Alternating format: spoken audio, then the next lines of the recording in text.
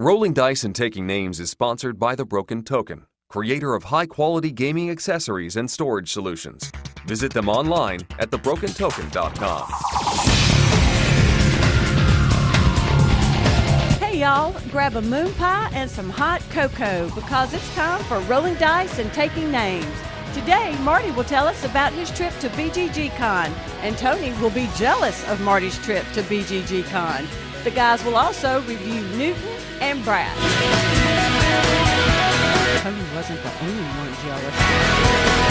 Hello and welcome to another episode of Rolling Dice and Taking Names. This is episode 159, Talking to Myself. My name is Marty. And I'm Tony. Did you miss me? Of course I did, man. I had to go to the game store and play with those other people. You weren't there to, make sure I stayed not grumpy. And, oh, yeah, you were missed posting all those beautiful pictures from BGG Con. Yep, you were missed. And did I convince you that I missed you? No, but I had to open up the show somehow. Well, you didn't open up to Lincoln Park? Here's the thing. Lincoln Park is one of those that I missed.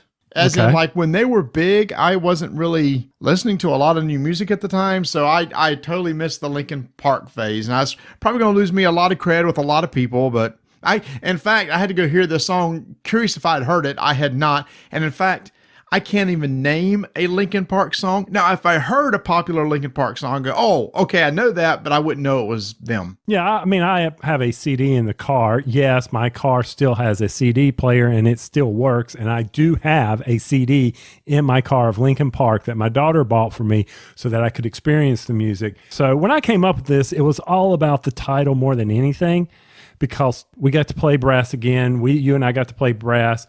And when I was done with that game, I was talking to myself. Oh, I thought the title was in reference to the fact that I wasn't here for you to talk to, so you were talking to yourself. No. I talk to myself all the time, whether you're here or not here. But after that game, I was specifically talking to myself. Speaking of talking to myself, what was BGG Con like? That has nothing to do with talking to myself, but I don't care. I'm trying to transition. It was good. I had a great time. Wow. Good. I know. Well, good. Wow. See, this is my third BGG Con, third or fourth BGG Con. So this is the last year they're having it in the Hyatt Hotel at the airport. They are moving on to a bigger, better place, someplace that hopefully it's a little bit easier to get in and out of.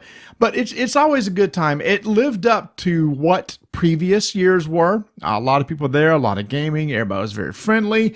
It was very well coordinated. It was a good time. I roomed with Chaz Marler from Paradise, mm-hmm. and David Waybright from Man vs. Meeple. All right, so the plaid was in fashion. Yeah, I guess Chaz does wear plaid, doesn't he? I was going to say that the real plaid, Rodney was in a room with Jamie and Chris from the Secret Cabal and Joel Eddy. Okay. Well, I mean, you said it's going to a location that's easier than to get out of. Now, let's be fair here, because there is no easier way than to get in and out of an area than being right at the airport. I mean, yeah, well, what I meant was if you wanted to leave the hotel and go somewhere, that's a pain, because there's a toll road right out there. You got to get an Uber to get out to get on the toll road. So I think it'd be cool if wherever this new place is, you can just go out the hotel and with a walking distance, go somewhere to get something to eat like you can at Gen Con or Origins. I think, what are they going to Fort Worth? Is that correct? Is it in the show notes? I don't know. You were there. They should have had announcements everywhere. Did you not pay attention? I mean, my gosh, you would think that the place is moving and getting ready to go somewhere else. You would think they would have it plastered everywhere. So next year when you show up, you're not going to the wrong hotel. I would think that would be a key thing to advertise, but that's just me. It may have been there, but I didn't see it posted anywhere. Wow. Okay. Very good then. Now, did they have all the conference rooms in the hotel booked for gaming like they did with the previous year when I was there? Yes. So they had like a room on each floor that was available to you, except one famous room on a third floor we thought was one of these open rooms where you could just go in game or whatever. On Saturday night, we just kind of wanted to get away from the hustle and bustle, and myself, David, Joel, Jamie, and Rodney went into this room. There happened to be nobody there. There was like a TV. There was a TV in this room, and there was, some chairs and stuff. And like there was like a fridge full of snacks. I went, well, sweet. They do everything right, because all the other floors, this same room has some tables and stuff. But this was kind of more, I guess, just kind of sit back and lay back and enjoy it. So we thought, sweet, let's just hang in here for a bit. We're sitting there just talking it up. And every once in a while, somebody would open the door and like look in and close the door. And we thought, well, they must think, there's no place to game or anything like that. It was gamers from the con and everything. And about 3 hours in, all of a sudden, this guy with the black shirt walks in with Hilton on his shirt. And he says, hey, how y'all doing? And we said, hey, we're doing fine. He said, y'all may not know this, but this is not one of the gaming rooms. We went, oh, it's not? And he went, no. They said, this is actually a special lounge for flight attendants, because when they come to the hotel, they want a place just to kind of lay back and have some snacks and stuff. Meanwhile, on tables all around us are empty bottles and empty bags of snacks that we've been munching on. Oh. And so he kind of looks over the place, and we thought, holy crap, we were wrong. And we said, we were sorry. We didn't know. He said, no. He said, that's all right. He said, just no, if one of the flight attendants come in or something, this is kind of their space. And we said, okay. And then he said, well, you guys have a great night. And then he left, and we went, sweet. So we just hung out there the rest of the night. Oh, man, those people work hard, and y'all in their space. You're in their area. If they would have shown up, we would have gotten out. And none of the people that came into the room to look and check on us, none of them were flight attendants. They all had badges and stuff, so we knew they were with the con. But it was nice just to kind of get away from the hustle and bustle. Because, in that big room, it's just kind of a constant rumble the entire time in the big gaming hall where everybody plays and stuff. So we just wanted to get away a little bit. No, I understand that. But speaking of the big room, now I saw you posted some pictures, first games, all that good stuff. And now this one caught my eye. One of your discussions was a Davio new game. Excuse me, what? Say what? Rob Davio was walking around in the hall, and he came up to Chaz and I, and we just, started talking. Rob Davio's a good friend of the show and everything like that, and we like him, and we think he likes us. And he said, hey, anybody interested in play testing a game? And Chaz and I went, yeah, sure. We had some open time, so we went and play tasted. We play tasted. Hold on. You had some open time for no, Rob, I'm sorry. In 30 minutes, we have another scheduled event. No, dude, that's a Davia. You don't do right. that. And remember, I think was it our first year there, we play tested Seafall with him? Yeah. A glowing success, mind you. Okay.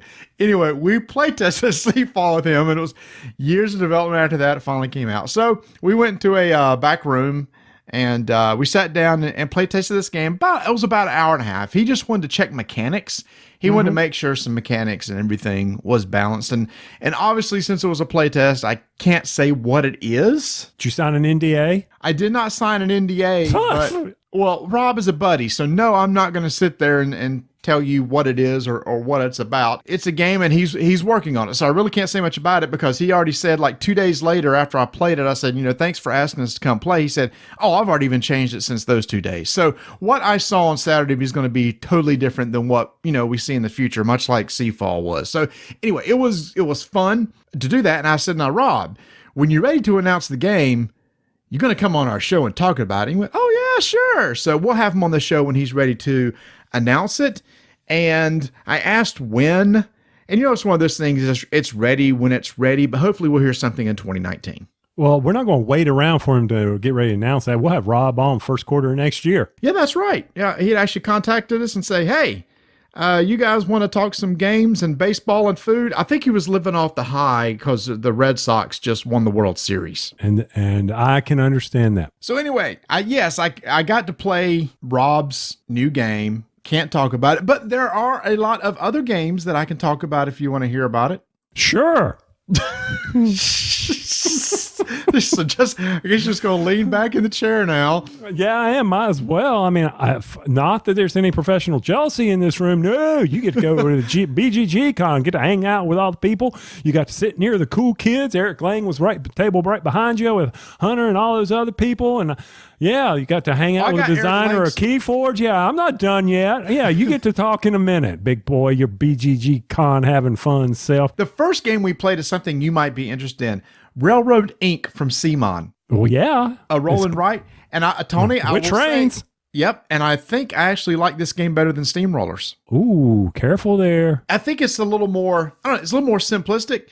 You're rolling dice that has a either combination of tracks and roads on them. And the goal is to create a network of trains and roads on your board and have them to go from one end of your grid to another end of the grid. And for every point you connect on the grid, you get like a point. You get point for longest road, longest track, and everything. So it is one that's probably a little bit easier to pick up than Steamrollers. I'd love to get a copy of that and check it out. And they have a red version and a blue version. That'll be coming out soon. But Railroad Inc. is one I definitely think your family would like if they like roll and writes. And it's in a really small box too, so it's very portable. So which version did you play, red or blue? Well, I played red.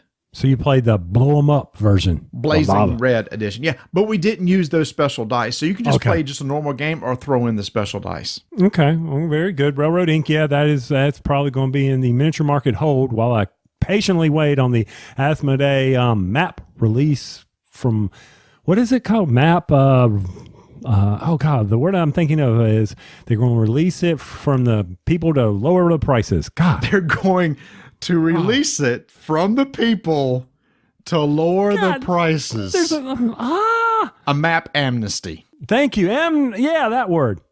Amnesty. That's the word I'm looking for. Amnesty. Yes. While I wait on the map amnesty, which I was watching the video on today, and Eldritch, some Eldritch stuff is there. Some, Arkham Horror, some cards. Oh yeah. If there's any expansion decks for the Arkham Horror card game that I don't have, and I will be looking at those. And interesting that we should use the word amnesty because that word actually came up in what may be one of the hottest games out of BGG Con that's a sleeper hit. And that is Just One from Repost Games. Mm-hmm.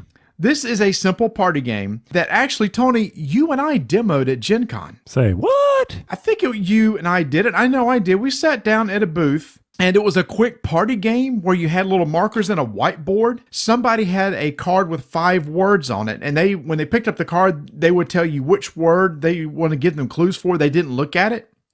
And then around the table, each person would give a 1-word clue to try to get that person to guess that word. And when everybody revealed their answers to each other, if there were any matching answers, they had to put those face down on the table.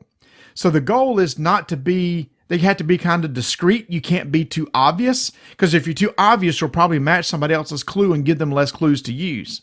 Once you do that, the person then will open their eyes and look at all the available words and try to guess what that clue is. It's a co-op game. So you start out with 13 words and you see how many of those 13 words can you get.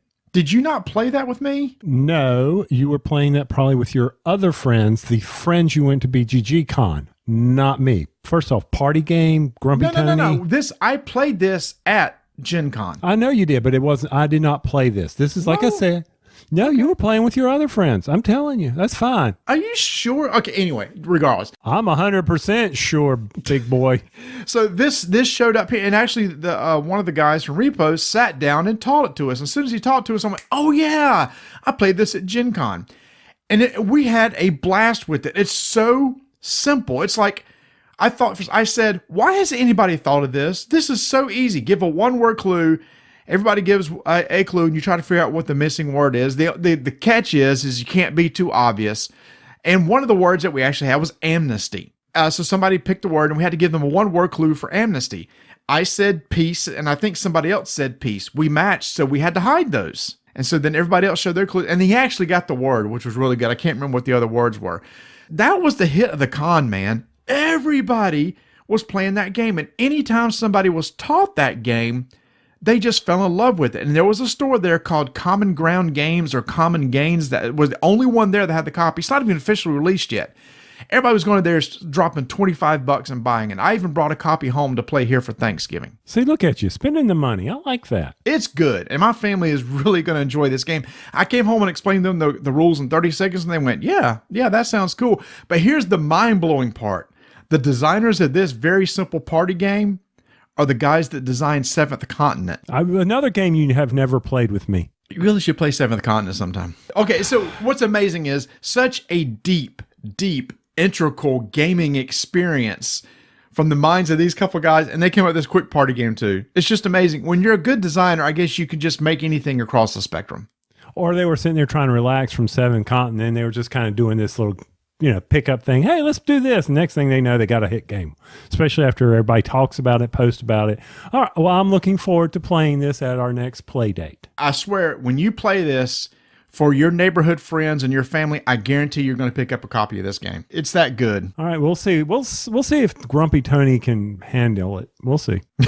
In fact, I ended up playing like several party games because they're quick and easy to pick up. We played Shadows Amsterdam, and Tony, I played with Joel, who said, Joel was this is a Codenames killer. So we played several games and went, nope, still not a Codenames killer. Not for me. That's personally. I don't know. Because even when we were sitting there, I can't remember who was saying, man, not crazy about the art. It's one of those things, it's like, it's either you really like it or you kind of nitpick it.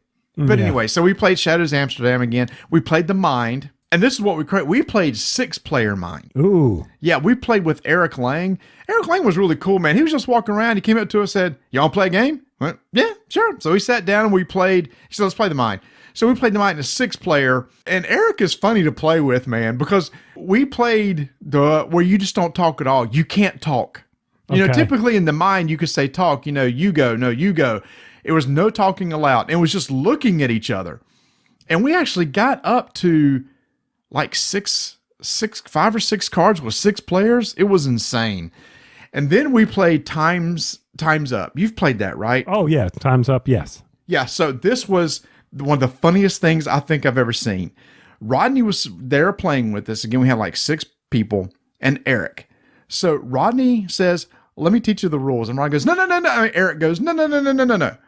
He said, I want to teach the rules. And Ronnie said, Eric, I've taught the rules. I can do it. He said, so we're going to split these up into groups, and everybody's going to take 2 and throw it out of the game. And Eric said, no, give me the cards. Give me the cards. And so he gets the cards.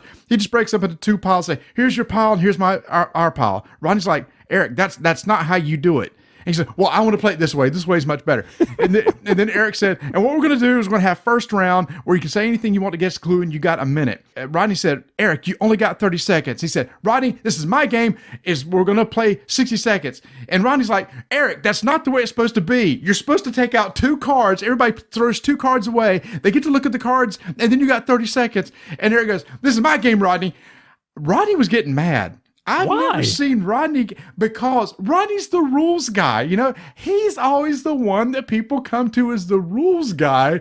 And here's Eric comes in, steps in and goes, nope, we're going to play this my way, which is the wrong way. And I think that's what was eating it. Rodney was like, he's teaching the wrong rules to this game, which I understand. If you've never played before, you probably want to teach the rules the right way.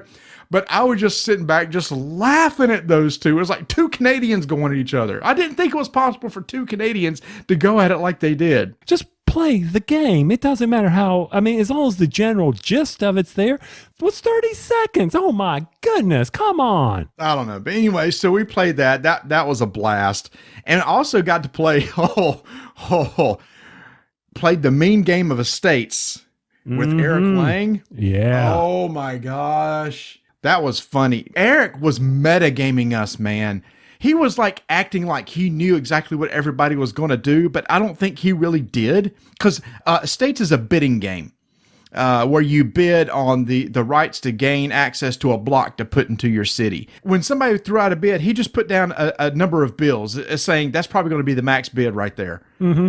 And like it got in people's minds, and it's like, well, no, I'm going to spend like more than that. And the last time he would just trick you because he knew you would, in order to make you spend more money.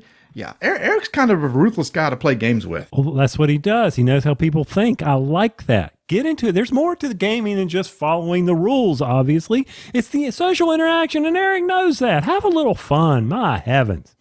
Speaking of which, oh, Tony, we got a copy of Victorian Masterminds from Eric that I cannot wait to play. Ooh, okay. I know which one you're talking about. That one I did see at Gen Con. Thank you. You did let me go to the CMON thing. I did let you go. What are you talking about? You didn't lock me in the room and you let me get out. So I appreciate that. So yeah. Okay. Well, great. I'm excited for that one. Yeah. Let's see. We got Cryptid to the table. Cryptid was interesting. So Jamie and Rodney had never played Cryptid before. Neither have I. I can join their company. You need to try this because Joel and I had. And Cryptid is one of those you got to play about 4 times before you kind of get it. So in Cryptid, everybody has a single clue. And there's a hex board in front of you. And the hex board contains different types of terrain, water, mountains, whatever. Your clue may be the Cryptid you're looking for is either in mountains or desert. Somebody else's may say the Cryptid is within 1 space of a forest space. Somebody else may say it's within 2 spaces of an animal space. All those clues combined will point to exactly just 1 spot on the board. So the goal is you'll ask somebody a question. Can it be, like I'll ask Joel, hey, according to your clue, could the Cryptid be here? And he has to answer honestly, yes or no. You keep going around and around like that. So there's a bunch of places on the board marked no for some people, yes for others. And you try to deduce where the Cryptid's going to be. And then you can make a guess. So Joel and I played a lot. And so he and I, you just kind of, it's a different way of thinking. And Rodney and Jamie had not played a lot. And they were like, it was just not clicking for them at all. I think it's one of those things, I don't think they had as good of an experience I wish they had. And I think it was just because Joel and I had played, and they kept going, I don't understand how you're deducing this. How did you know it was there? And then you try to walk them through it and stuff. And it's just one of those things. It has to, even Jamie said, he said, this is going to click any second now. And I said, Jamie, it will. You're going to play a game and all of a sudden a light bulb's going to go off in your head and you look at the board a certain way and you go, I see how now to deduce where that 1 spot might be. Well, I can relate not having played it. So maybe it'll click for me as well. I hope. Maybe. Now, we did get some heavy games to the table. Well, before you get some heavy games, I do have one more thing to ask you. Yes. Before I completely zone out as you talk about heavy games. Keyforge release was while you were at BGG Con. Correct. All right. And one of the things I noticed at our local game store is they had the event that was going on. See, we actually could play games while you were gone. You're right. You mentioned that. And they sold out of the first booster box there. Yes. All right. I mean, on Miniature Market, you can pick them up for $7.99. That's a great way to get that free shipping. You're right there. And right now, they're still in stock. The starter boxes are gone, but yes. Yeah, they're out the door. But I mean, that's a great way, especially with the sales coming up. I mean, you're like, oh man, I'm right there. Free shipping, just boom, Keyforge deck. That's you think about that. That's pretty sweet. Oh, you're right. If you're like, I'm just need another $10 thing. Keyforge deck. Keyforge deck. It's $8 right there. Boom. I just need to do that. Unlike that $238 Army Painter complete set. Did you see that? No, I have not. Oh my gosh. It has all the, who does Army Painter? Reaper? Not Reaper. Army Painter. Army Painter. Yeah. Okay. Yeah. Army. They got all their paints in one set. I was like, get out of here. That is, man, if I was painting models, I would not be buying that. That's $238. Holy cow. But that is a sweet thing. That's a quick way to get all that paint, if you think about it. Wow. How in the world did you jump from Keyforge to that? It's me, man. Did you miss me? All right. Well, since you're on Keyforge, that was another topic. So yes, it was released there. Tony, I cannot count the number of tables that had Keyforge decks out on the table playing. That game was super hot. Super hot. I told you the store, it was in the vendor hall. It was Common Games or Common Ground Games or something. They were the only vendor there selling Keyforge decks. What? Asmodee didn't have a store there. Asmodee had an area demoing games, but they didn't have a storefront set up. So it was just this other place. On Saturday, when I went and picked up just one, they still had Keyforge decks left. And I said, I had to buy one. Of course. See, exactly. I know, it's crack. I admit it's crack. So I I bought one. I said, I'm surprised you have some left because it's been so popular. And he said, well, luckily we thought it was going to be big and we ordered a ton. So I said, has it done well for you? He said, it's been half of our business. Half of their entire business from BGG Con was a $10 Keyforge deck. Is that not crazy? See, I'm telling you. And I didn't partake because we were playing brass, and I still have vintage Keyforge deck. From Gen Con. And they released the app where you can scan it in. Really? As of this, yes. There's an app for it where you can now scan the barcode, the QR code on the back, and register your deck so you can look at what's on your deck. And you can also start tracking, wins, losses, etc. Eventually, that'll be coming. But on the app, they show you how many decks have been registered so far. As of this recording on 11/19, 95,000 decks have been registered and hadn't even been out a week yet. That's insane. It's insane, dude. They are printing money over there. And we had the privilege of actually playing Keyforge with the lead developer. I know you did. That's what was leading this whole discussion. Brad Andres was there. Rodney introduced me to him because he helped him out with the rules thing. And we hung out quite a while. We was getting all the insights about the games. And, we had to bring up the names, Tony. We had to talk about the names. He went, yeah, somebody should have gone through the dictionary and maybe cleaned out a few words here and there. But to me, that's almost been the highlight. I mean, there are like Facebook forums and Reddit sub threads just specifically for names of decks. For example, here's my decks. Mr. Axel Dart, the Agile Enforcer. That one's pretty good. Let's see. There's the Menacing Lena of the Manor. That one's not that great. Ash, the Jailer of Blank Tunnel. Okay, that one's okay too. And then I also got Doh, the Often Sneaking. I'm sorry, it does nothing for me. What does nothing for you? The names, I could care less. You are a party pooper. I'm sorry. Like I said, my Keyforge decks are still sealed that I got from Gen Con. They're vintage. You hadn't even opened them? No, I have yet to open them. I know but I mean, we played your decks at the airport and it didn't grab me then. And, so I'm sitting there thinking, it's Keyforge. I mean, fine. It's selling out everywhere. Yay! Yeah. Well, it's funny. One night, Joel and I played a game of Keyforge, and then afterwards we played Warhammer Champions, and both he and I are like, agreed. To us, Champions thematically and mechanically is a better game. It just appeals to both he and I more. It's just right more in my wheelhouse with the tapping of the cards and the spinning of the cards. I like the theme. Keyforge, on the other hand, is the ability just to open a deck and play, which is also very cool. You ain't got to deal with the whole chasing cards, the CCG thing of Champions.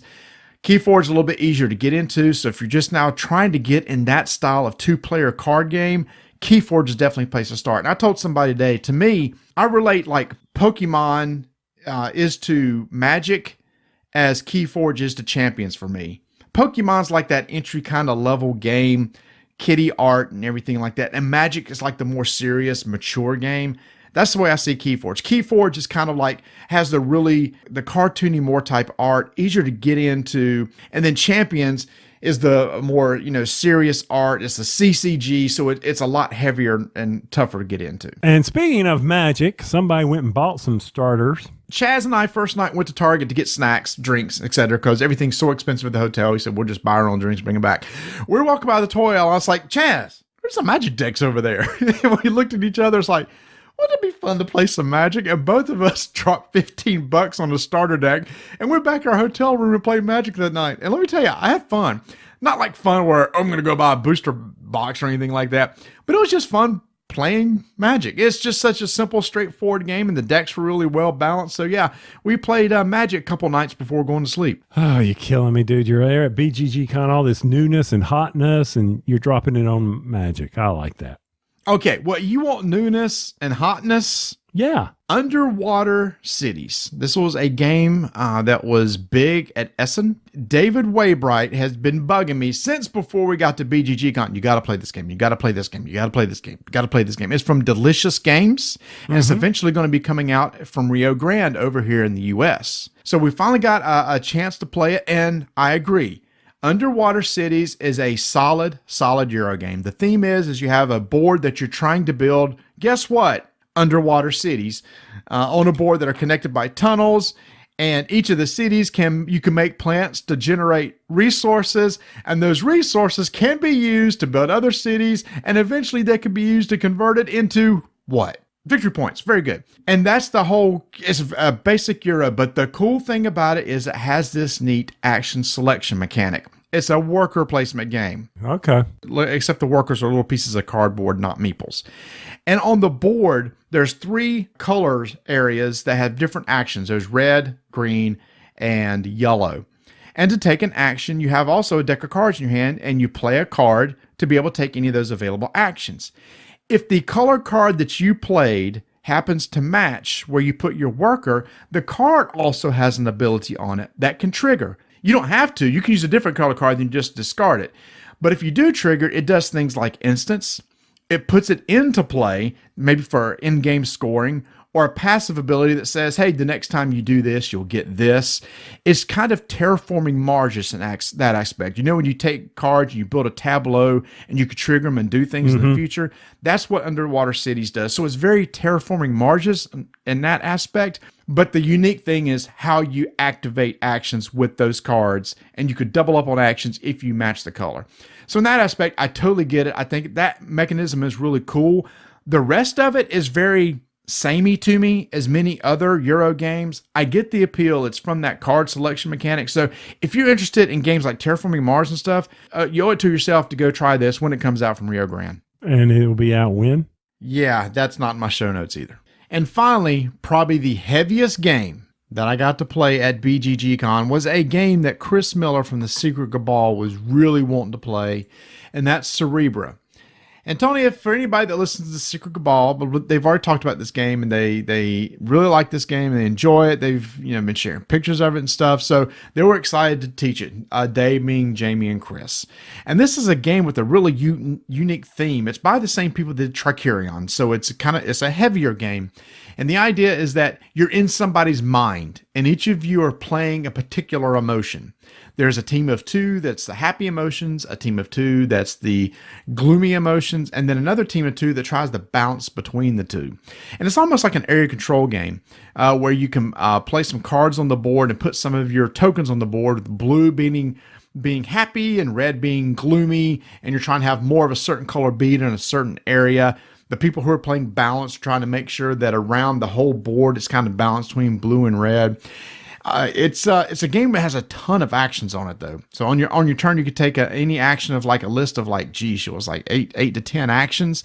And each of those actions can be upgraded 3 or 4 times. There's multiple ways to win. There's a way to drive one victory point track, or you could do this thing where you can build up a building in the middle of the table. I'm not sure why I'm building a building in the middle of a brain, but you do. And those give you points at the end of the game. And then there's these victory point conditions that you can trigger when you claim will, which will is a resource. And if you run out of will in one particular area, that triggers a scoring thing. It's mind-boggling what's going on at this game. So much so that at the end is like, whoa. It's like I'd have to play again to really get it. And I think 6 was way too many to play with. They said probably 4 was better to play with overall. Joel wasn't a big fan of it. And I kind of see why there's this whole tech tree thing about trying to level up your abilities and do a bunch of really cool things. But by the time we got to the end of the game, there was no way you could check out most of those things. It's like there's a lot more mechanisms and options to do than you ever have a chance to check out. And maybe it's one of those things, just multiple paths to victory. I don't know. It was pretty wild. I enjoyed my time playing it because it was fun playing with all the guys, but I definitely do think I'd rather play it like in a quiet space with just 4 people. Like if I ever got that here, it would just have to be you, myself, like Nate and Mark to try it out. Okay. See, I can't get past that happy is blue. Maybe I had it backwards. Maybe it's the other one. No, I think because like anger red. Yeah, but happy's not blue. Happy's sad. You associate blue with sad. You mean blue sad? Yeah. That's true. It should have been yellow. I mean, you just destroyed this whole theme of this freaking game. So out of this whole conversation I just said, that's what you took away from it. That and the fact that it'd probably take you forever to teach that to me, and I would lose interest in the first 10 minutes. Oh, Tony, you would. Oh my gosh, you would lose it because you play as teams. So if you were on a team, I would take my turn. then another team, somebody from another team would take theirs, then somebody from another team would take theirs, and then it finally gets back to you. So basically, you only have a turn every 6 turns. Good stuff. Good stuff there. Yeah, that's right out for you. Ooh, I'm sure if you're having fun with people and if it's a good game, then I'm sure that time waiting is not downtime at all. Okay, we'll leave it at that. All right, very good. Oh my gosh, I forgot to tell you about the most exciting day of all. Our trip to the Warhammer Citadel store. Oh man, so we started out the morning by going and getting chicken and waffles. Joel had found this place and said, we got to go get these chicken and waffles. And Lincoln from BGG, Joel, Chaz, Jamie, Rodney, and myself all went. Chicken and waffles, get to the store at 11 o'clock. And for the next 4 hours, we spend in the store, this immaculate store, playing Kill Team on these beautiful tables. And there's these huge Space Marines over the place. It is a gorgeous shop. They got like everything you can imagine from Games Workshop. This is the flagship store in the United States, the Warhammer Citadel store. The only other thing bigger is I think it's called Warhammer Worlds in the UK, where Games Workshop is based. So this is like the next premier store that has things that no other place has. They got tons of books and models and terrain and all the paints and all this table setup. They have a coffee and snack place set up where everybody is a barista that works at the store, so they can make you a nice little espresso as you're over there playing miniatures game. There's a place where you can just go sit down and paint. It is amazing. If you're ever in Grapevine and you're a miniatures fan, a Games Workshop fan, you got to go check out the store. And here's what's cool, Tony. The manager of the store, his name was Mick, is a longtime and childhood friend of Todd Muldrew, who was a local friend of ours here in the game group. Oh, cool. That is kind of neat. They grew up together in Tennessee, went to college together. He got a job in Games Workshop in Tennessee, and then he got the job to run this store, so he moved out to Dallas. Well, that is just like small world all over it. He was super nice, too. Really super nice fellow. Everybody was just professional and nice there. And of course, I had to buy stuff there. You can't walk out without buying I was going to say, of all the people, though, I'm sure when Joel walked in, the sucker alarms went off. Actually, Joel may have bought the least of anybody. Really? Mr. Warhammer himself? Mr. Warhammer himself. And a big thanks to Joel and Jamie for teaching us Kill Team. Kill Team is like the quick 2-player skirmish game in the Warhammer 40K universe. We had all 6 of us playing on these really nice tables with the nice terrain. It was a wonderful time. Maybe even the highlight of my trip, because we just kind of got away. We did that. And then on the way back, we stopped at In-N-Out, and I got an In-N-Out burger. And that's the only second In-N-Out burger I've ever had. Never heard of them. What do you mean you never heard of them? They're like one of the biggest, most popular chains out on the West Coast. Never heard of them. You never been to California? Oh, it has been probably 15 years. Okay, so there's a big fight over on the western side about what's a better burger, In-N-Out or Whataburger, which is also in Texas, and I saw one of those, but I didn't get to go eat there. To me, I think I like Five Guys better, but In-N-Out is more of a fast food experience. It's almost like In-N-Out is like a premier, very fast, very professional Chick-fil-A, but for burgers. So their slogan's more like, their slogan would be like, eat more chicken. Right. No, is that right? No. It would be eat more. It would be a chicken saying eat more beef. Yeah.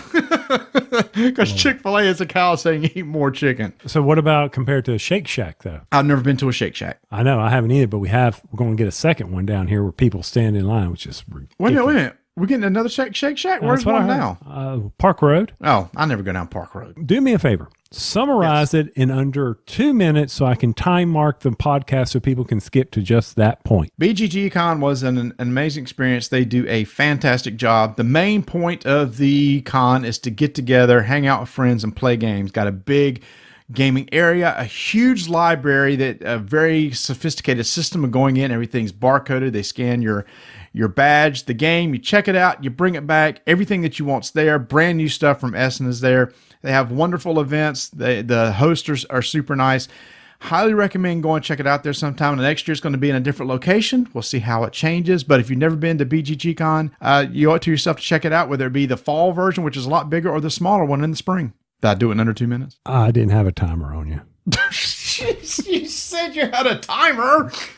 No, I said I was going to mark the time so everybody can skip to it. Oh, okay. Well, that's enough about my experience, Tony. We need to get back and talk about a few games. Which one do you want to kick off with? You want to do Brass or do you want to do Newton? He says knowingly since it's written in the show notes, but go ahead. No, I'm pretending because I know it's going to be Brass, but I'm pretending what it was like to do a turn in Brass. Let's do Brass. Oh, wait. Retcon that. Maybe no. What if I play that? Okay, yeah, let's do Brass.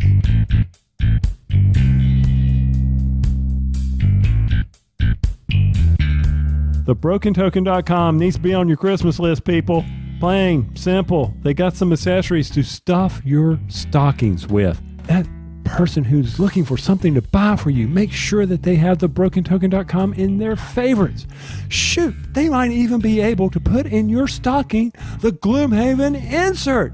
Now, I'll admit that thing may take the mantle down where your stocking is all hung, but that's all right as long as it fits in there or just a corner of it. It doesn't really matter. Head over to TheBrokenToken.com because you know they're going to be running some Christmas specials this year. Check them out. Make sure that significant other of yours has it in their favorites. That's TheBrokenToken.com.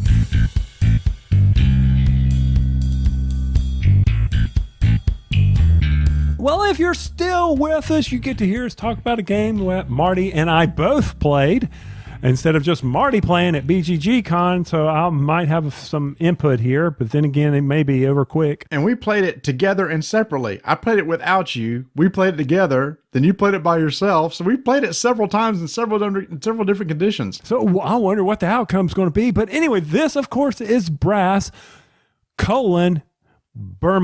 Birmingham. Yeah. Birmingham's in Alabama. That's right. Birmingham is in UK. Now, I did not play the other version, which is, what is it? I keep wanting to say Lancaster, but that's because that's near us. Lancashire.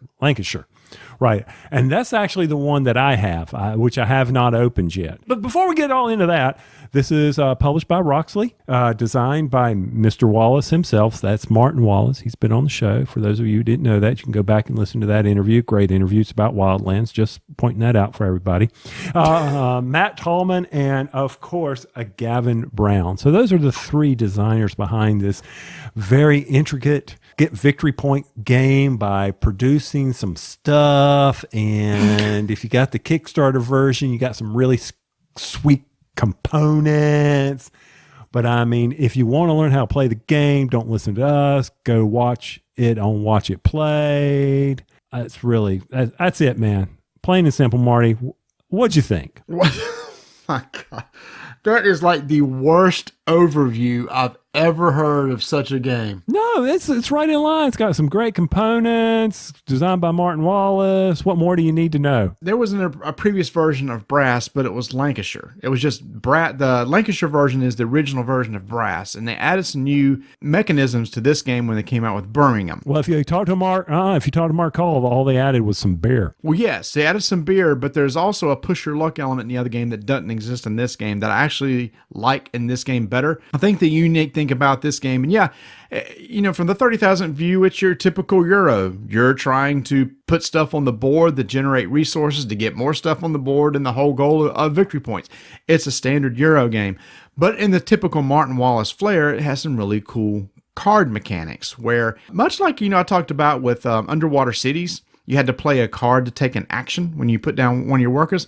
Same thing here. You got to play a card to take one of 6 actions.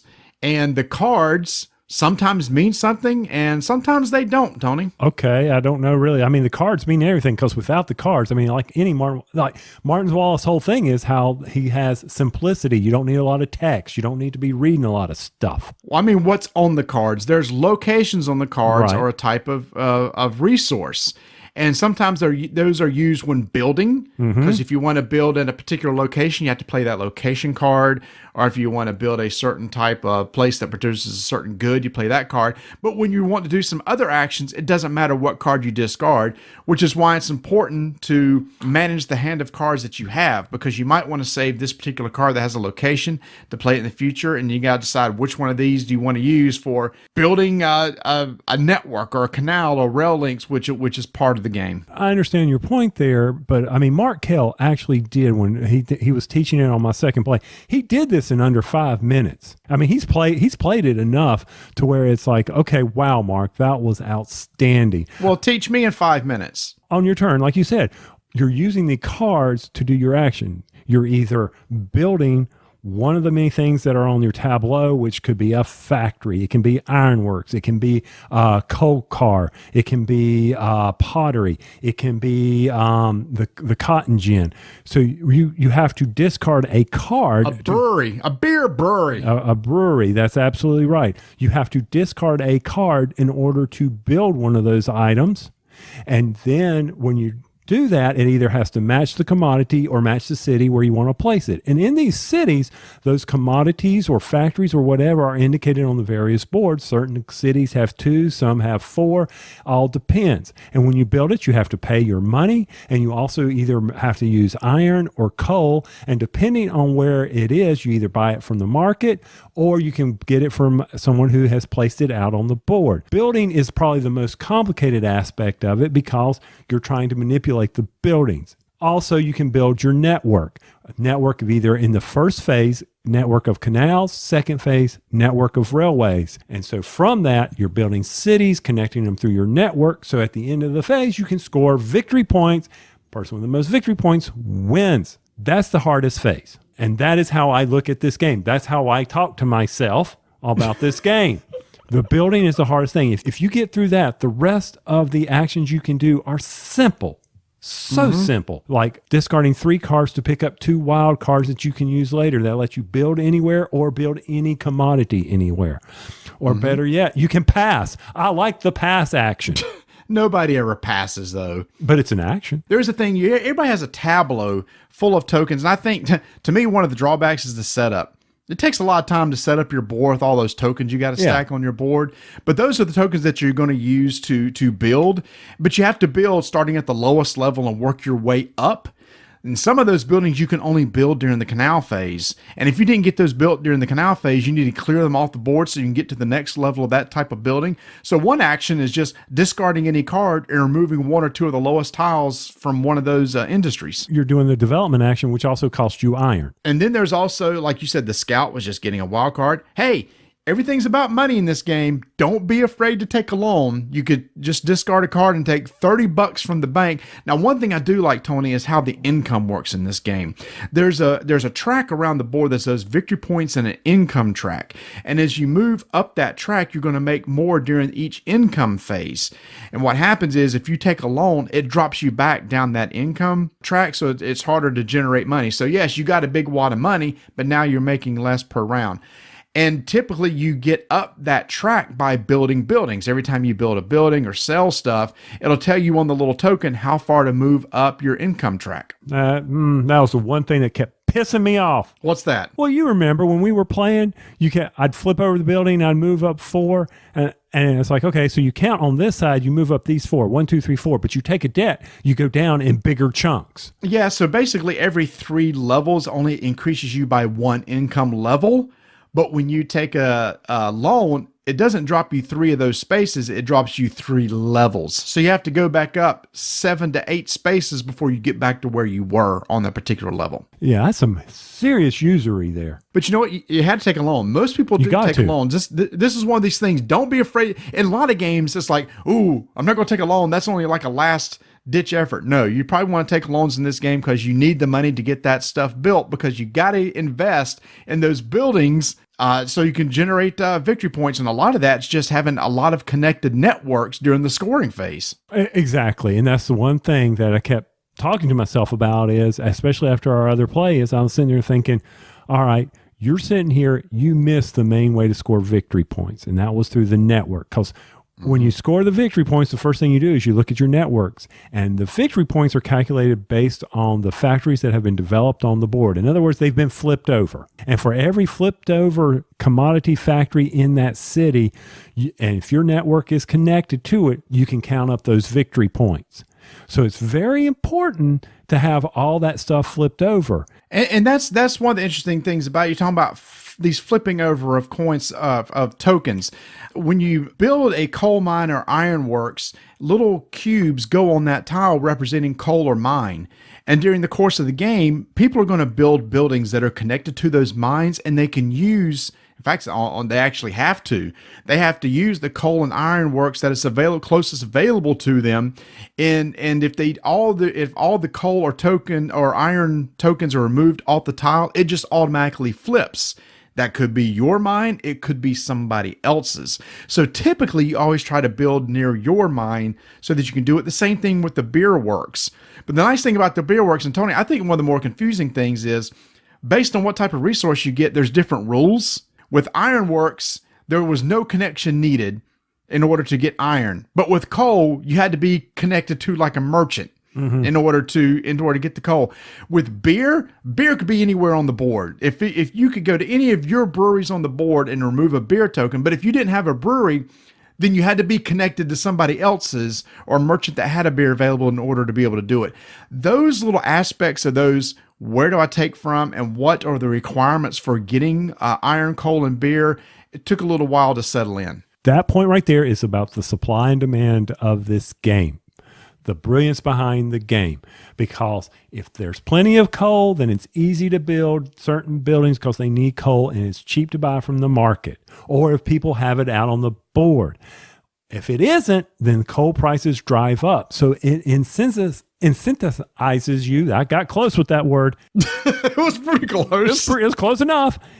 It will give you that, say, oh, I need to put coal out on the board. But if someone does it before you, then they'll drive the price down. And you're like, son of a gun. And you're sitting there playing that give and take, supply and demand. The same thing with iron, the same thing with beer. If there is no brewskis out there, then guess what? You can't sell. You can't flip over a token without a brewski out there. Yeah, because most of the things like the cotton mills, manufacturer pottery usually requires a beer in order to sell and flip it over. Right, because you need to make your workers happy at the end of the day. That's right. It was always funny. It's like, why beer? And it was like, well, you got to keep everybody happy. I went, oh, okay, got to keep morale up. You got to keep, so they did a good job. They produced a lot of cotton stuff for you. And so at the end of the day, you celebrated and got them a beer. And if those aren't out on the board, then you got to get that out on the board. And you better hope like heck that you've got the right city or commodity card, because if you have a city card, you can build in that city. You don't have to have a network. But if you only have a commodity card, you have to connect to your network, and you better hope that commodity card is in the cities you're getting ready that you're connected to. That's why I kept talking to myself. And that's what I was talking about. There are a lot of little things you got to remember just like that. You got to understand the difference between a connection and a network, and then how they differ from another when getting iron or getting coal or getting beer. There's a lot of these little rules that you kind of got to get straight.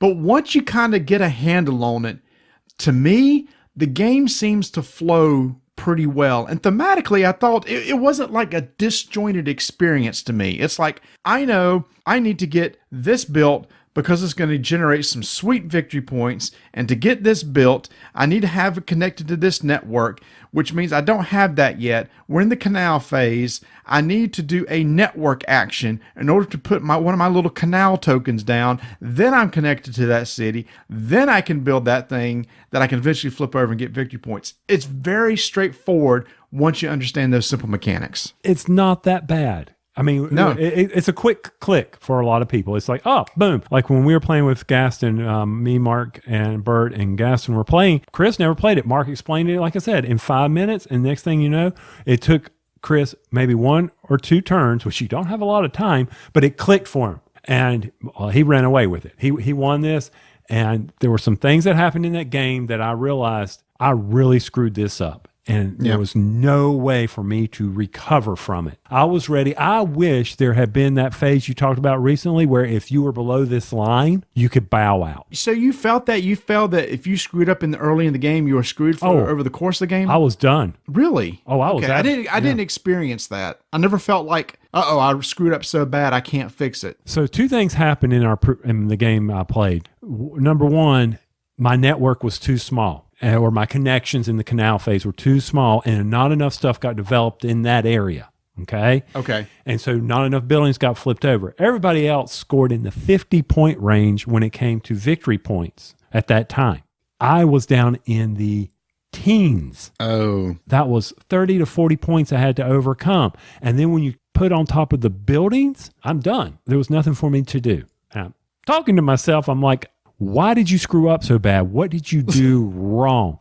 And I realized that it came down to, well, I had a handful of I kept drawing the cities, not the commodities. Well, you could have obviously one of the actions you can do is take the wild cards. Once. Wild card location and wild card commodity. Yeah, once. Okay, I did that. Or you got to go to the city where you want to build that particular commodity. But if I don't have that city card, I did that. Oh. I did that. I had that city. And then I'm like, okay, I need that commodity. Not a problem. I can do that. But I wasn't connecting the network. Okay. That's basically what I ended up doing is I had a bunch of cities without the network. So therefore I did not score in the network victory point phase at the end of the phase. Understand. But that's interesting because when you played with us, you kind of didn't do that. You played pretty well when I played with you. Yeah. And I mean, it was an interesting aspect because then in the second dealt of cards. On the second phase, the rail phase? Yeah. The rail phase, I got all cities. Oh. All cities, no commodities. And I was like, this sucks. And the cities were nowhere near where when you pull your networks off, but you're left with your other cities that flipped your stage 2 cities because all stage 1. All level 1 things are removed and all the canal tokens are removed. So you kind of have to reestablish all the networks again. Mm-hmm. And all my cities were elsewhere. Now I could use those city cards to rebuild the network, but obviously the network I had in phase 1 sucked. Because I didn't score any victory points. So after all that, what do you think of the game? Because I told you after I played, and I played, I guess twice before you and I even got to play. I told you it's probably one of my Euros of the year. Was I off base, or is it that way for you? Or because it seems like when I played with you was the first time you had played, and I could tell you were not that thrilled with it. So I'm glad you've played it more since that first time that I played with you. It's not that I'm not that thrilled with it. It was the fact that the game pisses me off. Because it penalizes you so much if you start out slow or do something wrong? Maybe, or I'm just, and it's puzzling. And maybe that's what irritates me the most. It's a good game is a good puzzle. Okay. That's a quote. You need to use that somewhere. I think Martin Wallace actually said it. You said it. Okay, fine. We're gonna make a mug now. Okay. With that on there. Okay. Well, T-shirt. I can do that. And I think that's why this is a great game. Well, let me ask you this. You said that a good game should be a good puzzle. Was it the rules or confusion of the rules that kept you from figuring out that puzzle? No, the rules are simple. I'm going to be honest with you. The rules are simple. Okay. It's why did you not get to the network and force the network sooner? Look at where people are concentrating. See what you need to do. Even Mark said he concentrates in, what do you call it, Birmingham? No, that's in Alabama. Birmingham. He says that's where he starts out all the time. He tries to get there first because it's the biggest and largest. Right. And I think a lot of things connect to it. Right. And so then you question, well, is that a given set strategy? But no, Gaston won. Yeah. And you've got all those merchants that are set up at the beginning of the board that you need to have access to get your coal and everything. So you kind of do need to build near one of those at the beginning of the game to make sure you have access to coal. Connecting to a merchant is, I think, an automatic 2 points in your network. That scores at the end of the round because each connection scores a certain amount of points. So overall, my quick thoughts. Like I said, it's one of my top Euros of the year. I've played the other version, Lancashire. I like Birmingham much better. there's a kind of a push your luck element that has to do with one of the commodities in Lancashire that I thought was okay. I don't think the rules are any more difficult necessarily for this version than it is the other version. I just like the mechanics of the beer more so in this one. I've played it multiple times. It's one of those games I kind of itch to get back to the table. I love the card mechanic. Thematically, for a Euro, it makes sense to me. The actions are pretty simple. Once you get a few bits of understanding of what a network is, what a connection means, and how to get your coal, iron, and beer, because they all have different rules for getting all those. It's a game that you're willing. I'll play it anytime. I will put it on the table because I will figure it out.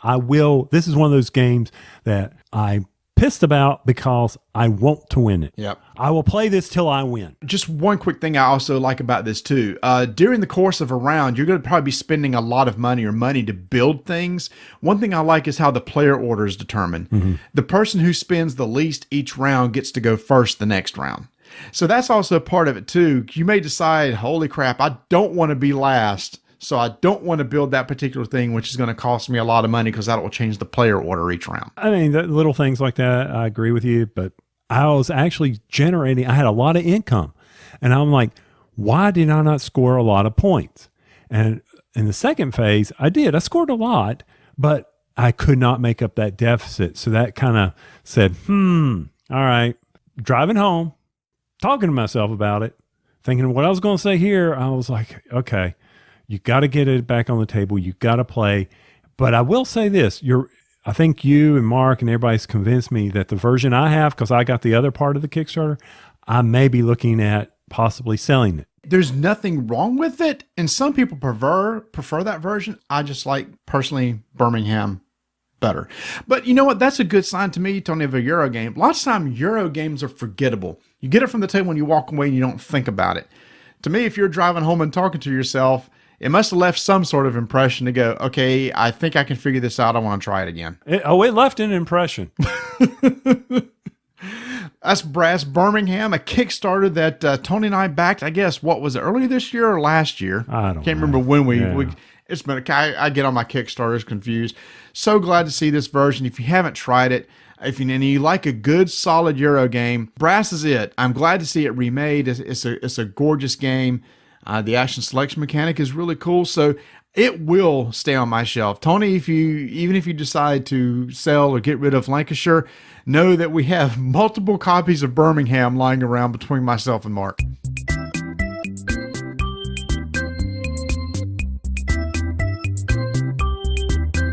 As you just heard earlier in the show, I just got back from BGG Con, and Portal was set up there selling all their brand new games, including Detective that just came out at Gen Con, and Monolith Arena, which was just at Essen. And Tony, I'm so excited. I got us a copy of Amazons to check out. Did you get the Amazing Amazons? I got the Amazing Amazons. You and I love Imperial Settlers, so I can't wait to try out this new expansion and this really cool mechanic. I'm looking forward to it. I'm glad because Luke was there, wasn't? Because Ignacy didn't make the flight. Luke was there, talked to him for a bit, and Luke was there editing the scenario or translating the scenario for the upcoming expansion for Detective, which has a whole 80s theme to it. Ooh, hey, I finally got to shrink off my copy. Nice. You should hopefully play it soon, maybe over the holidays. I'm planning on it. So that is at portalgames.pl/en.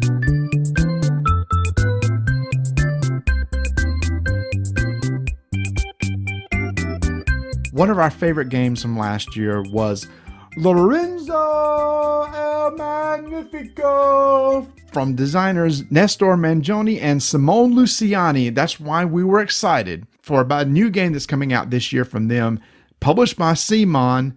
The game is Newton.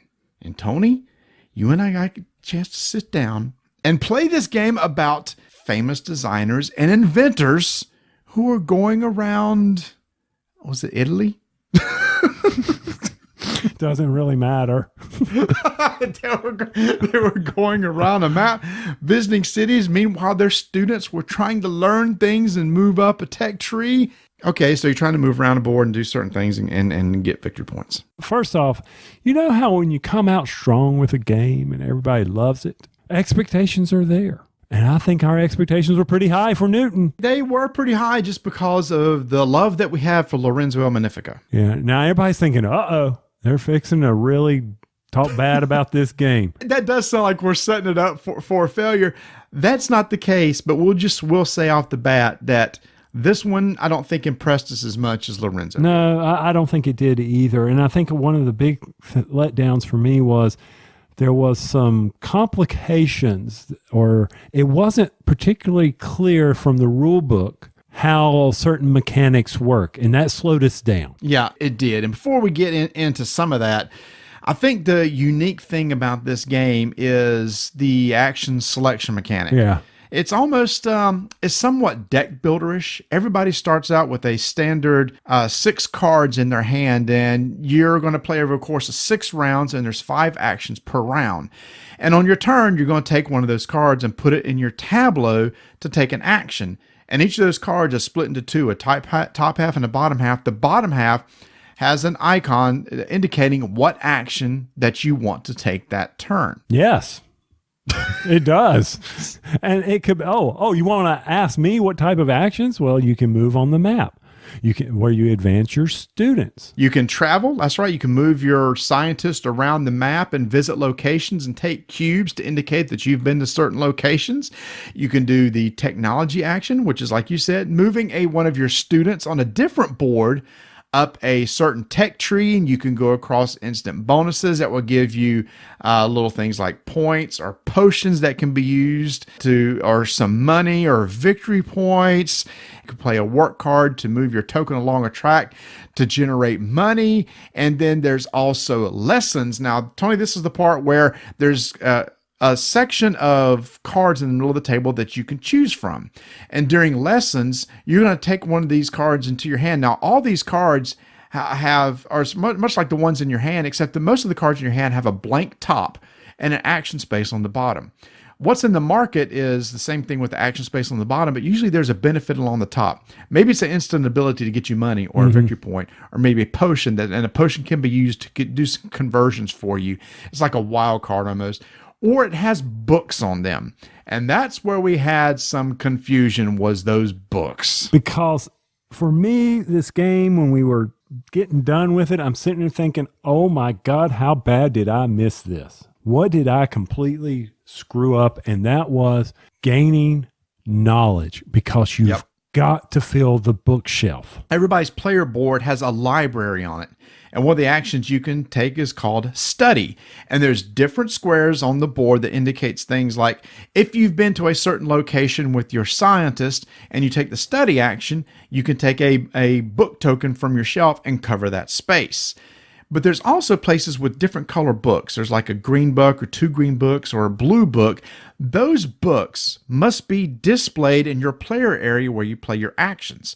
So those cards I was talking about, the top of them, they may have maybe a blue book or a blue and a gold book.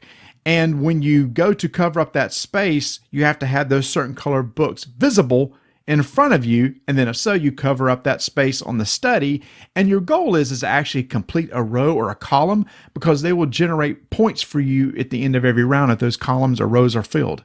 And the rounds are quick, right? I mean, we're not talking a long, lengthy game here. Oh no, because like I said, 5 actions per round, and then you're done. But then something really kind of cool kicks in. Yes. Because at the end of the round, you have to take one of those 5 cards that you played and stick it under your player board with just the bottom half of the action icon showing. What's cool about that is, let's say the travel action where the scientist travels, that's the card I put under my board. The next time I take a travel action with one of the cards in my hand, maybe one I picked up from the library earlier, what I do is count all those other icons that are already in my board, and it increases that action by 1. So instead of moving 1 space, I would count the number of travel icons I already have played and increase the number of places I can move. That works with everything. The more that you can move up your students up the tech tree, the more that you can move your pawn on the income track, the higher level bookshelves that you can fill. All those are based on those action icons that you've already played in the past that are already on the tableau. So let's think of it like this, Marty, for people that are trying to put this together in their mind. You are basically, during a round, trying to put together an engine that achieves whatever final goal you need it to do.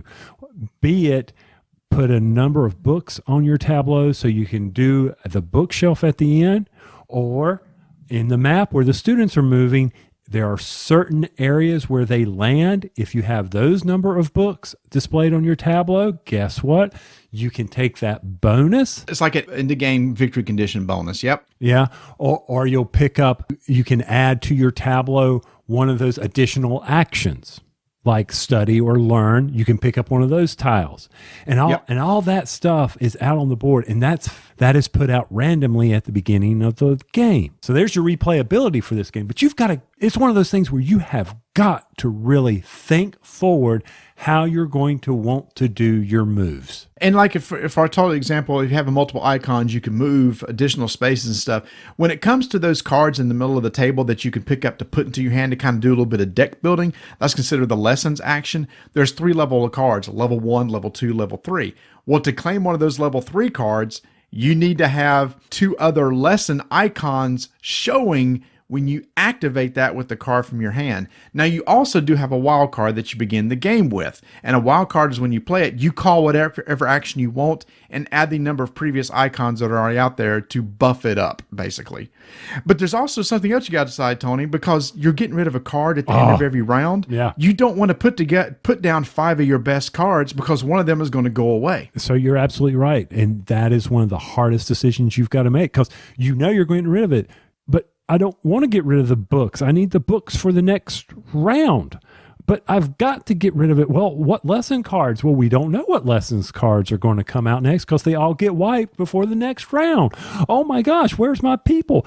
I got to land right there to get that. Am I going to be able to? You will start talking to yourself during this game. And we did, all of us. Around the table, we were sitting there. You could hear us talking to ourselves, saying, okay, if I do this, I got to do this. No, if I do that, oh, I know what I'm going to do. No, oh, crap. Oh, really? You just took that bonus I had planned. There's little bonus circles when you pass over it. You get bonuses. Yeah, and once you get them, they go away. And then you're also given at the beginning masters, other inventors that give you special benefits, kind of like what we had in Lorenzo with the families that would give you certain benefits. If you landed on a master profile or icon on the board, then you get to activate him. And you got to pick the one you want to use, because if you get them all 3 out there, you're going to leave one behind because you get 4. Oh, just a lot of good brain work here. There is. Now we'll go back to your butt. You'll go back to your butt from early on. There was a lot of confusion when we were first learning this game because the iconography. Yes. And what I mean was the bookshelf that I'm talking about has icons, maybe 1 book, 2 blue books, 3 blue books. And when you look at, we talked about the students going into the in-game victory conditions and you got to meet certain conditions. Some of them maybe had like 1 green book, 3 blue books to get into that space. Well, so we were thinking, oh, you have to have that icon covered on the bookshelf, and that's the requirement. And I thought, that's odd. You're taking a token and covering that space, so you're constantly having to look under it to see if you can go in there, because the icons were identical. But that's not how it works. What they're talking is when you want to move out into that, your student into that in-game victory point condition, it's the number of books played on your tableau in front of you with your 5 action cards. There you need like 3 green and 1 blue. Not that particular space covered on the shelf. Again, it's in the rules, but we were very confused by that, and there were 4 of us looking through that rule book to make sure that was right. And I think a lot of it has to do is we hadn't played yet. We hadn't stepped through the game yet, because as we started playing in round, we're like, oh, that's what they mean by that. And I think having the game laid out before you, watching somebody talk about it, that's always the benefit of watching. And to be honest with you, I didn't get a chance to watch the videos before. It was a Tony teach, so Lord help the people that are playing with us. But even I'm sitting there going, now, wait a minute. If I had the game laid out, I might have better understood what it was instead of just reading the rule book. So highly recommend, if you get the game laid out, set up and walk through it yourself so you can see the core mechanics play out. It's very important. And especially when you're teaching this game, in my opinion, Marty, you've got to have this thing so it can click for them. Speaking of Tony's teaching this game. We have 6 cards. Tony says, okay, at the beginning of your turn, draw 5 cards. So we draw 5 cards because we're taking 5 actions. Well, what happens is your starting hand is all 5 of the actions plus 1 wild card. It just so happened the action that I wanted to take was in my draw pile. I was like, bummed. Well, crap, I really wanted to take that action. And then at the end, you put 1 card underneath the board and we go on to the next phase. Then we go, wait a minute, when do we draw cards? So we're looking through the book and there's no place to draw cards. You start with all the cards in your hand. Tony goes, well, it's a deck builder. I just assume you draw the top 5 and that's what you start with. You assumed we drew cards. Nobody challenged me. We thought you read the rules. I did read, but you were the one teaching it. But okay, yes, I read the rules. Yes, I screwed it up. Yes, I take ownership of that. Fine. But at the end of the phase, there's a part about drawing cards. And I screwed that up. So yeah, that's when we had to go back and play again and again to make sure that we got it right and understood it. But there was one thing, and Tony, you didn't get to play the last time I played with the guys, that was very, very frustrating with us in the iconography. So on your turn, you could take quick actions. You can do things, and there's a little quick action card that you have, like spend the money, and you can take 2 action cards from a deck and flip it over in order to get more stuff in the library to choose from. Or you can spend 2 money to increase your action by 1. You can spend 3 money to buy a potion, 5 money to get a new student on the board, which is the guy that walks up the tech track. Here's the thing. All those have a little arrow, like a coin, an arrow with 1 X to it, and then the action. And you think, okay, that's just 1 time. Except it says for quick actions, you could do it as much as you want, except for one where it has a little 1X in the upper right-hand corner saying this can only be done once per turn. Okay, fine. It just so happens, Tony, that some of the cards that you buy have an ability at the top. And I had a perfect example. It had, when this card is played, has a potion icon, the arrow with 1X, victory point. And I went, well, sweet. I can just turn in all my potions and get tons of victory points every time I play that card. And all of us were thinking, that can't be right because I had an engine to generate a lot of potions. That means I was going to generate tons of victory points. But we were confused because it was the exact same icon of the quick action, which says perform as many times as you want. And we thought, well, if it's only once, it would have that 1X in the upper right-hand corner of that card, and it didn't. Well, deep in the rule book, we finally found us like, oh, well, on cards, you can only do those actions once. But on quick actions, it's as many times as you want. But the iconography is exactly the same between the two. And I think they could have done a lot better job on that. Okay, I'm not going to argue with you there because even when we were doing the quick actions, we got a little confused based on some of the iconography about potions and how many times you could. There were just some little things that left us confused. In conclusion, there's some things about the rule book I wish had been a little bit clearer. And I know people say, Marty, your answer is in the rule book. You're right, it is. But it's not laid out to the point where it was very easy to find. Some using the exact same icons in multiple ways was confusing to us. The game also felt not as coherent as Lorenzo El Magnifico to me. To me, Lorenzo El Magnifico, it flows. I understand doing this, does that. Here, you got 2 separate game boards, one for your students, one for your scientists. The art's different between the two. There's a lot of different disjointed things that you can do to try to create the points. For me, it's easy. Lorenzo tops it for me. And I would play Newton again, but not above Lorenzo. If anybody ever said which of the two, it will always be Lorenzo. Okay, and for me, Lorenzo will always win out. It's my game of the year last year because I love it so much. As far as Newton goes, this is one of those games, it's a good puzzle, but it's going to be one of those puzzles games where I will feel like at the end, a piece is missing. That I've put it all the way together, but yet I've got a hole somewhere. And I think I feel that way on a lot of games where you have so much to do, you'll never get it all done. And it will feel incomplete to me. Even with doing 5 actions in 5 rounds, I always felt like I never... 6 rounds. 6 rounds. I'm sorry. Yes, 6 rounds. I never felt like I was going to get where I needed to be. I couldn't do enough of it. And how samey is it going to be? Where Lorenzo, the dice gave me that variability. And then I never got the feeling I got in Lorenzo where I chained a whole bunch of actions near the end. What's a different style of game? Lorenzo's an engine builder, which you and I tend to like, and this one's not. The cards are an engine builder. You're building the cards. No, you're right. You're right. It somewhat is, but there's the satisfaction of Lorenzo of getting that engine, getting the right dice roll, and watching that engine operate. Right. I mean, you're gathering resources and all that. And once again, I will play this game. I will enjoy playing this game, but like you, I will put Lorenzo on the table first, but I will not turn down a game of Newton. Enjoyed it, but give me Lorenzo. On our last episode, we kind of lamented the death of Freddie Mercury, even though it was back in 1991 because of the movie Bohemian Rhapsody. And Tony, one of our childhood and adulthood heroes, just recently passed away on November 12th. Stan Lee, the very famous American comic book writer, died at the age of 95. And that was one of those that I knew that was going to hit hard, and it hit me hard. Because, Tony, I would have to say he's one of the greatest storytellers of all time. His characters will live on forever. Especially since they make Marvel a ton of money. Yeah. Hey, the man has a legacy. What can we say? I mean, he shaped a lot of young people's personas. They felt good about reading his comics. They weren't heroes of incredible stature that you will never get to.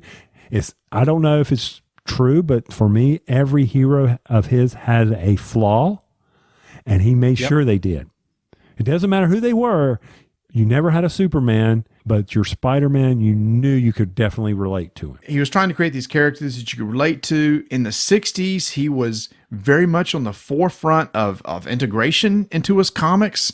You know, the X-Men was built about the racial divide and accepting those that are different. He was, one of the first to introduce a very famous African-American hero with Black Panther. He was breaking a lot of ideas and norms that a lot of people weren't used to. Heck, even he would come out with stuff that broke the comic code. In the 50s, that came out because comics were bad and evil and shouldn't be, and could cause a lot of damage. It was all these silly studies that came out that I actually just recently read about. But Stan Lee, in one of his Amazing Spider-Man comics, did not get the comic code of approval. He said, "Forget it. I'm still putting it out because I got a message to say." So he went against the grain. He did a lot of great things for a lot of people. And like I said, when you look at his list of characters, Tony, of those that were created by him on Wikipedia, I couldn't believe how many this guy made. I mean, you always hear us talk about him, but I'm a Marvel fan. Always have, and enjoy the Spider-Man stories.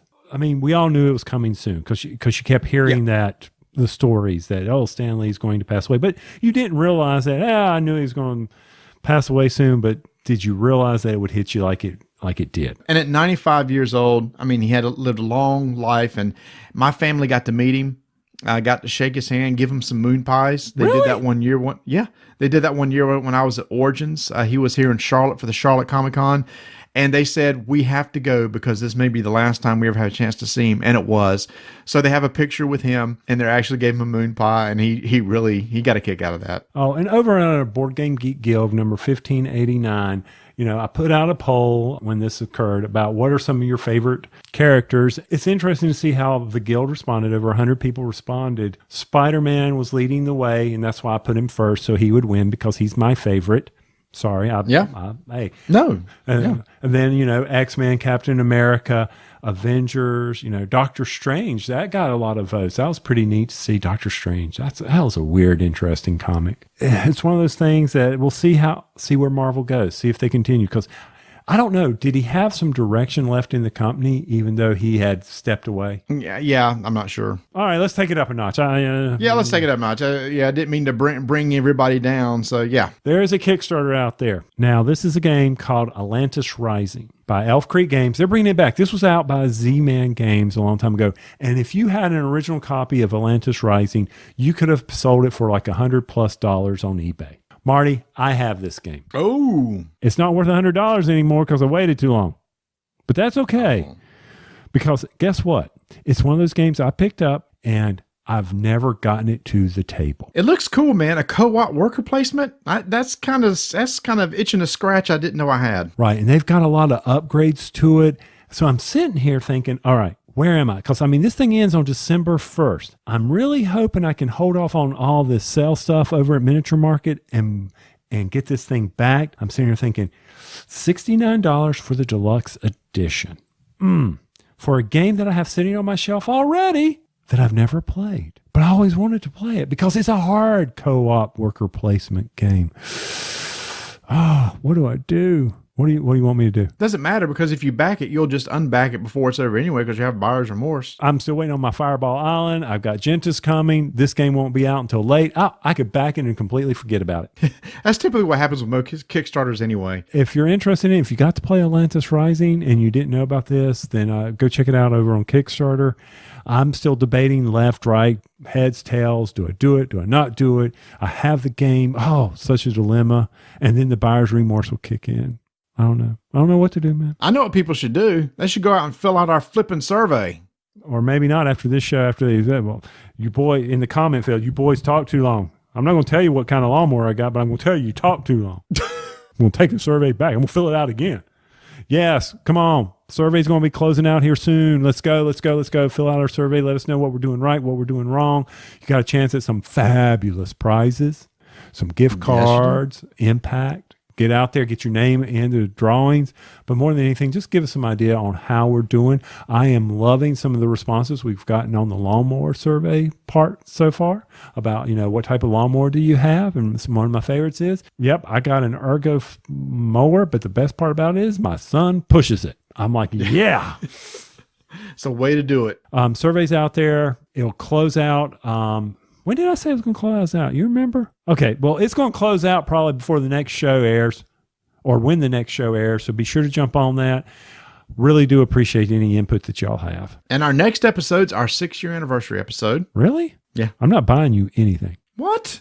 It's the 6 year. What is the 6-year anniversary? I don't know. I didn't buy my wife anything. Why would I buy you anything? You didn't buy her anything? No, we gave up on that. Traditional 6-year is iron. Okay, I'll go and find a used copy of Monopoly and give you the iron. Well, there you go. And the modern, there's a traditional and modern. The modern is wooden objects. So you just get me some like cubes. I'll get you. I got plenty of cubes. Some meeples. Give me something from Broken Token. Yeah, okay, that's going to happen. Tony, in honor of Stanley, I think there's only one way to end this episode. Excelsior. Excelsior.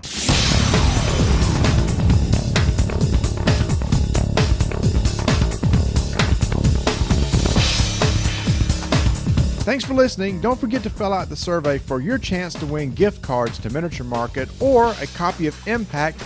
And in the next episode, we celebrate our 6th anniversary and have a big end-of-the-year contest. So if you got to drop some hints for that person in your life that's thinking about buying you something, make sure they have thebrokentoken.com. Crap, I just forgot. Make sure they have thebrokentoken.com. Oh, and their favorites. Crap. Okay. Try it again. Don't forget to add thebrokentoken.com accessories on that because nothing fits better in a stocking than a broken token. Dadgummit. Thebrokentoken.com is not going to come out of my mouth tonight. I'm fixing to punt. That's right. And Marty's going to be doing this commercial because I cannot say thebrokentoken.com. For some odd reason, thebrokentoken.com is having trouble, but I do know one thing. Okay, there we go. This is the one. BrokenToken.com. Are you doing it or me? You're doing it. All right. Doing a great job. Yeah, thanks. TheBrokenToken.com. Yeah, I got it out this time. Very good.